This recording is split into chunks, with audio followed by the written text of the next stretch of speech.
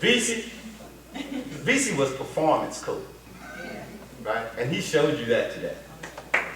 Showed you that today. Look, you may or may not know, the Cartwrights had a special love for music. So anything to do with music, we loved. If you could whistle real cool, we thought you was cool. But this dude could play piano. And I'll never forget you coming to St. Louis. I don't even know what year this was. And you came here to be in the Black Artist Group. Remember that? And you was a serious musician, man. And when I say serious musician, I'm talking about a type of music, right? We was listening to the Supremes and the Temptations and all this stuff. This dude was into avant-garde jazz, classical music, right? Touched my heart. I mean, to see my cousin, you know, my cousin was that cool and that talented. Now, he was a stranger in heck. But he was from California. He couldn't help it. And I'll tell you how straight. I'm going to remind you of this story. Every time we're together in front of the group, I'm going to remind you of this story. And Sarah remembers this story.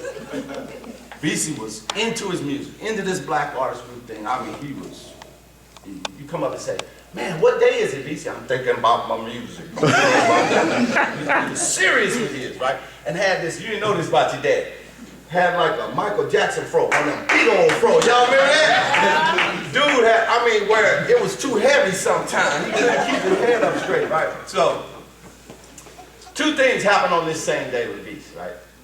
Visey was at a party with his big fro, and I'm sure he was standing around with his friends being cool and talking about, he was thinking about his music, and happened to stand a little too close to a candle. Remember that, bro? Still got that ball spot though. The original Michael Jackson. But the thing that was so weird about it was that I had to hear the story secondhand because I wasn't old enough to be at the party. I don't know if Sarah was either, because I was standing there when you were silly enough to admit that you had set your hair on fire to Sarah. Of all people, I don't believe you did that, bro, to this day. But the thing that was so cool was Sarah, being who she was, started questioning him. Well, how you set your hair on fire? That's who Sarah was. What were you doing? Couldn't you feel it burning on your scalp? Was you drinking? Was you smoking? You know, this whole thing. He got tired of hearing it, and he said, you know what? It just dawned on me what I got to do. I'm sure you still had some of whatever was in you was still in you at the time, because you told us, standing there, with a straight face, that you was going, as cool as you could be, strike out and walk back to California. You remember that?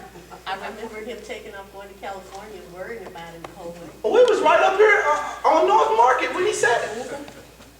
And the thing that got me was, two things stood out for me about Visey from that day forward. One, crazy as a loon. But two, he was cool with it. He was able to say it. And I don't know about Sarah. I walked away believing homie was striking out to walk home. Because he had to slow up with it. It was that thing.